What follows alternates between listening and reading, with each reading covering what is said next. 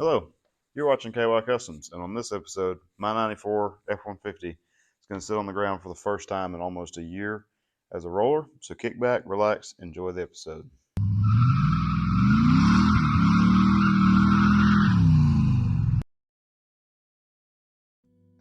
Alright, so I finally got you guys an update on this thing. In the last video, I did the front suspension. I converted the low pattern over to 5 on 4.5 for a Mustang. I put the wheels on the front. And today, I'm going to do the rear suspension. I'm hopefully going to get this thing sitting on the ground by the end of the episode. And I'll show you guys the whole process. So let's do it.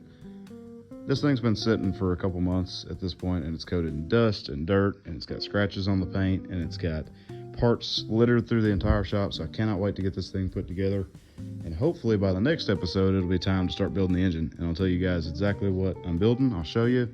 We'll walk through the whole process, and it should be really, really awesome. This should be a really nasty truck when it's done. So basically the whole point of a C-notch is when you have a truck or an older muscle car or something that has like a ladder frame design like this has got, and you try to lower it in the back, sometimes you'll run into issues with the rear end hitting the frame when you do what's called a flip kit, which is what I'm doing on this thing. It's really common on like F-100, C10s, or even the old Dodge trucks. But basically what you do is you take the rear end, which from the factory orientation is normally mounted underneath the leaf springs with U-bolts, and you quite literally just flip it. You put it on top of the leaf springs. On these trucks, it's a 5-inch drop, which is quite a bit. It should match the front pretty well. But when you do that, you run into issues with the rear end hitting the frame if you go over like a speed bump or something like that. So all this C-notch is basically going to do is we're going to cut a big C shape out of it. We're going to reinforce it so it stays plenty strong, but it gives us a little more clearance so our rear end doesn't smack into the frame. All right, so we're C-notching the frame today so we can lower it in the back. And I am going to cheat by just making a template off this truck that's already had it done. So let's crawl up underneath this and we'll take some measurements. All right, so I'm going to start with removing these old bump stops. I'm just going to cut the rivets across the top and then punch them out with a probably an air chisel. And the top of our C-notch is going to sit level exactly with where the top of this bump was. So it's 3.5 inches down from the bottom or from the top of the frame. So let's get into that.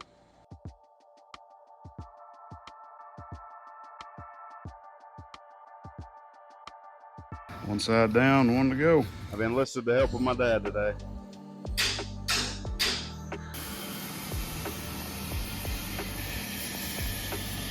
Got our template marked. We're going to cut right along that edge and weld that piece that we just made in. And then we should be able to brace it and be good to go. So essentially what we're doing to bend these is scoring them with a grinder all the way across and then heating it with a torch and then just hammering it into where it matches the template. So, yeah.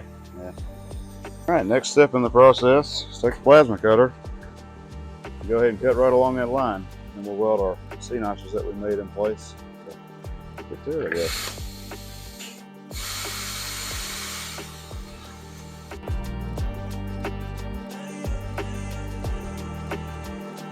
All right, so this is the finished product on the C itself. We cut a little notch across the middle with a grinder, just enough to get it to break there. And then we heated it with a torch so it was incandescent, hammered it into place so it matched our template, and then welded it across. Also got this piece. It's just a cardboard template we can use to plate the frame. We're going to plate on the front side of it to make it a little bit stronger. So we got two layers of steel holding it together. So we'll keep going. All right, one side down.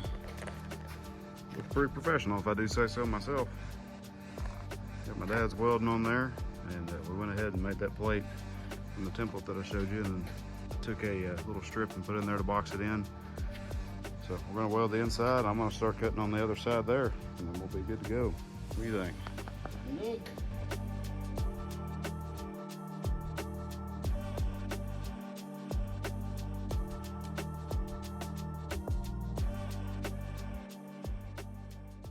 All right, and that wraps up the C-notches. We finished these up today. All we did is went ahead and cut the C in the frame like you saw, made our notches out of 3/8 plate, and then welded them in. We reinforced the outside with another another plate there, and then we went ahead and boxed the back like so. All right, stage one of this video is complete. The C-notches are done. Got them welded in the other day. So we're going to start hanging the rear end now. I'm going to put the leaf springs into this thing, push the new bushings in them, get the housing hung under the truck, and then we'll start putting together the third member after that. And then that'll probably wrap up this video. When this thing's sitting on the ground, I can roll it outside, pressure wash all this, and repaint. Paint this, keep it from rusting. Got to clean the back of my cab. It's gross. And then we can put the bed back on this thing and actually see what the ride height's going to look like. So stay tuned. I'm going to go ahead and start pushing the bushings into the new leaf springs, and we'll hang them under the truck. These springs are off of an XLT truck. I think I told you guys in the last video, this truck was an XL from the factory, and I don't know if that's the difference in XL and XLT, or somebody pulled a spring out of mine trying to lower it. But my stock springs were just flimsy as crap. This thing had horrible axle wrap for the longest time. So I pulled these out of an XLT truck. They have an extra spring and a thicker overload spring. So I'm gonna push these old bushings out on the press, and then we're gonna press these new ones in that I got from Energy Suspension. They should work great. I had these on the old leaf springs, and it did help the ride quite a bit. So we're gonna install those and get these hung under the truck.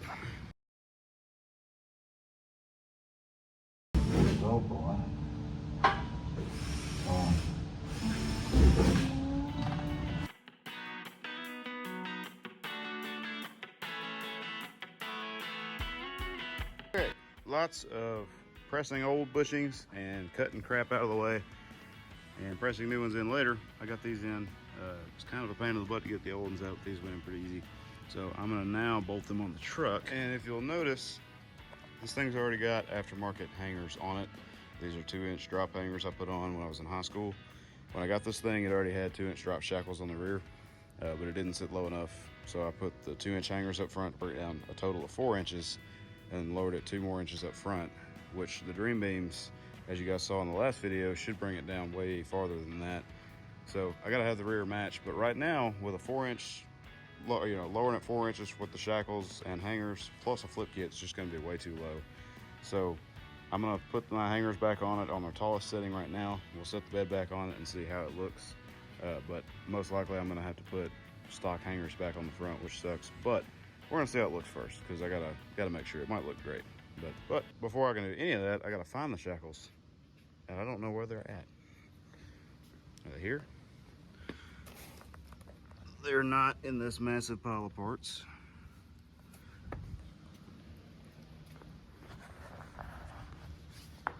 They're not under the truck with everything else. So I assume that means they're probably up there. So I'm gonna climb up there and see. There are parts everywhere. I don't know where any of it's at. Word of advice for anybody wanting to build a truck, car, old project, whatever. Label everything. Put your parts all in one spot, because I didn't, and I don't know where any of them are. Are they up here? Maybe. Where's my heads? I don't think they're up here. So that means they're down there somewhere. I just don't know where. They're probably buried. Found them. Maybe I would have thought to check the box that said miscellaneous McQueen parts, but I did not. By the way, that's the truck's name, is McQueen, if you're wondering. So. We're back. I got Aiden with me today, finally. Back helping me with this truck. We got the leaf springs on. We hung them tonight. It's currently like, midnight? Yeah, 1 o'clock in the morning. So we're out here late. We're gonna try to get the rear end under it. This is just the housing. You guys saw me weld the brace on this thing, give it a paint job, welded a bung in the bottom to drain the gear oil, make it a little easier to change oil out of it. We're gonna try to get this thing under the truck tonight. I'm not entirely sure how we're gonna do this, but we're just gonna mock it up, and I'll bring you guys with me tomorrow while I start assembling the actual third member. So let's get right into it. All right, so these are part of a flip kit, like an actual flip conversion. All these are these little U's made out of steel. Go in your little pins right here to align your rear end, and it basically sits in it like a cup and comes up and hits your old spring punches. It keeps you from having to cut these things off and re-weld them on the bottom. It sets your pinion angle. It's a big pain in the butt.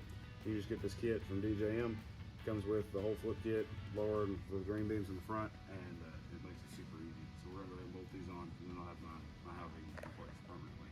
So we're racking our brains trying to figure out how to get these U-bolts in. This piece right here before went on top of your axle, just like that, and you got the U-bolts brought in from the bottom. But since we flipped it, now these have to be on the bottom. But if you put them the way they're supposed to be, they don't line up because that pin is no longer centered with the center of that. It's your axle's offset backwards a little bit. So I'm gonna have to do some custom stuff here, and as soon as we figure out what we're gonna do, I'll show you guys what that is, and then we'll keep trucking with this. All right, so pretty much these the holes on this right here didn't line up, so I went and tried to line up the best I could. Took a marker, marked a spot, and we messed around with this one, cut a hole. It kind of sort of worked. Don't look pretty, but you know, freaking we ball. Freaking we ball. All right, so it's 2 o'clock in the morning, but we got the rear end housing under the truck.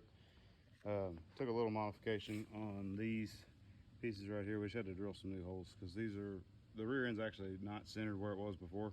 Before it was about an inch farther up towards the front, and it moves it back. So you got to move the hole forward on this bracket right here, and that solves your problem. So we went ahead and did that, got everything bolted on the way it should be, and tomorrow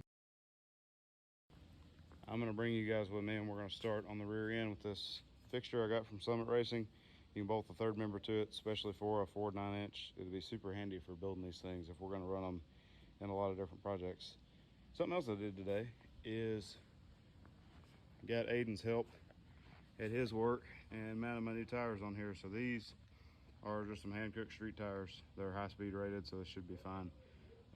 They're a lot better than the front runners that were on this thing. And then on the rear, I took these Hoosier slicks off because I've got some radial slicks up there, up on the top, and got these F-150 drag radials to put on it. So that should be really great on the street. They are about the stickiest tire I can think of for street use. So stay tuned tomorrow.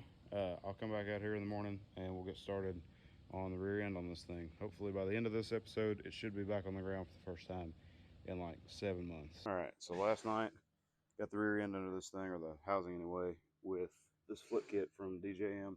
Today, we're gonna start on the third member right over here. All right, got the third member up on the stand. I'm gonna go ahead and set this thing up with the True Track, and I'm not gonna bore you guys with that process, but I'll show you when it's done. And we'll install it in the truck and be ready to get this thing on the ground. I've been wrenching on this thing for like, what, 4 hours now? Never been. Finally got this taken apart. Got a new bearing in here and went ahead and started on my pinion, and it was a whole like 2 hour ordeal to find the right bearings because we bought the wrong one twice. So Hayden's over here, he's giving me a hand. We're gonna go ahead and start on this thing. I just thought I'd give you guys an update. There's the True Track. So that should take as much power as I want to throw at it. So I'm gonna bolt the ring gear on and we'll start cleaning the housing over there so we put it together. All right, so after like a week and a half, my third member is assembled, ready to go in the truck.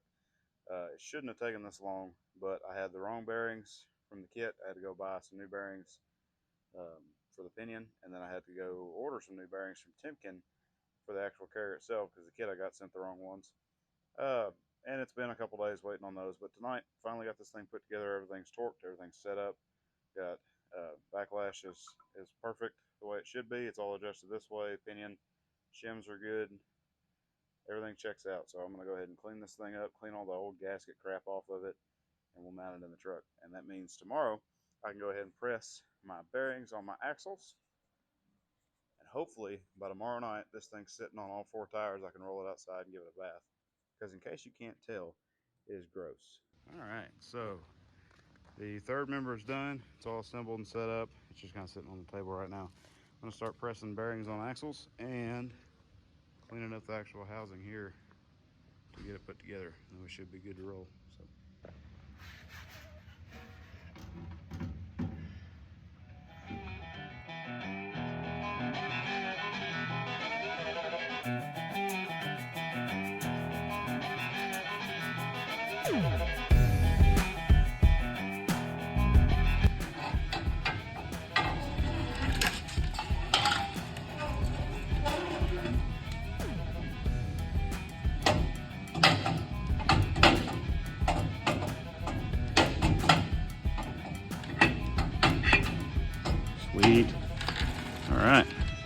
do you think about it?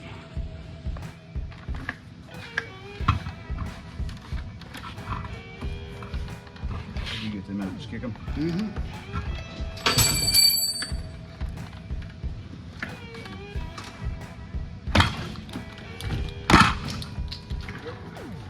One way to get your red plugs out.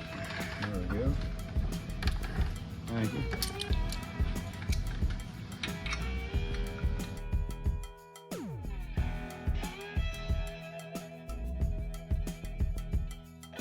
All right, for the first time in like 7 months, I'm about to roll this thing outside and clean up the shop a little bit, but this looks awesome. It doesn't even have the bed on it yet, and it looks awesome. I love it.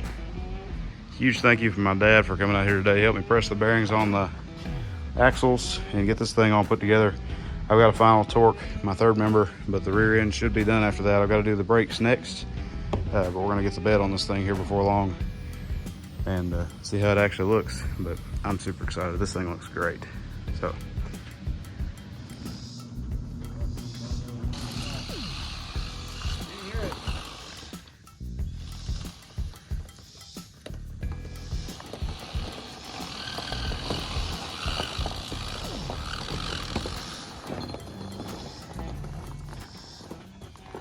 Well, this is kind of a big moment because the shop is actually kind of empty. It's very spacious in here without that extra vehicle. First time it's been out of the shop in 7 months.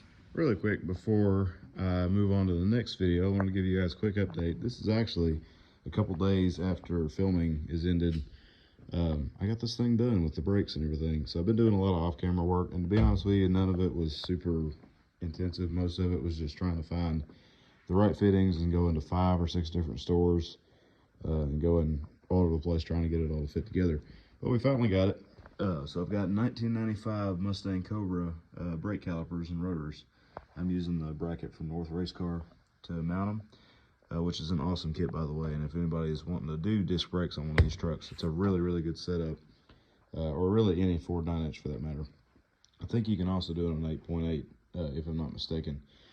But I've got those run to right there. I tapped a hole in the old spring perch to mount the rubber lines, and then I've just got hard line from O'Reilly's that we hand bent over top of the rear end, running across to my vent that I replaced. Back over this way, this side, because these are for a Mustang. I don't know what this split's for, but I plugged one side of it, went back across, and I ran this straight back into the factory hard line, but instead of coming through the top like it used to, I ended up wrapping it back around the bottom where the flip kit, it just fit better that way. And then I got my DJM shocks installed. I had to trim the frame a little bit so they didn't hit. And then other than that, I pretty much just painted it, put some parking brake cables on it. I just had to adjust the length on them. But so it's ready to get the bed. So in the next video, it should have a bed sitting on it, and then we'll start on the motor. So stay tuned. I'm gonna go ahead and wrap this video up here. I hope you guys have enjoyed watching.